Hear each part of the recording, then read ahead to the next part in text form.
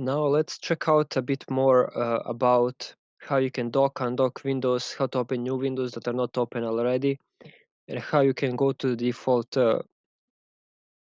layout that you had before. So first, let's go to Viewport Layouts and let's choose one panel. And here, if you remember before, we can just dock and undock our layout. So if I just take Word Outliner, I can put it here. I can just hold it and see where else I can put it. And I can customize however I want my windows. And let's see if we can put it back here. Something like this. But if we go into the window drop-down menu and we select, let's say, levels that are not checked out, you can see that this opens a whole new separate window. And you can see here it's named persistent level. You can have levels, sub-levels, and things like that, but we won't cover it right now. But if you go to Windows, you can see this check mark, meaning that this window is currently open. So if you go, we see World Outliner, World Settings, we can see that we actually do have these tabs. Now the check mark doesn't mean that the tab is currently open, so World Setting is not open, but the tab is somewhere in our project.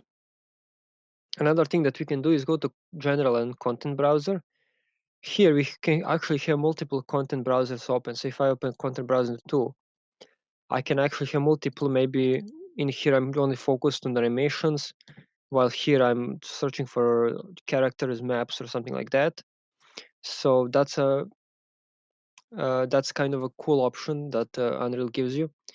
And if you go again to our characters, if you remember in animation sequence, which you can easily take any of these panels and just dock it next to our window, or we can put it on the separate monitor or something like that. But let's click X from that. Now, if you have a layout that you changed to something that suits you more, you can go to Window, Save Layout, and you save your layout or export it. And you can also load from maybe separate project your layout, or you can load your difficult editor layout, which will just reset everything.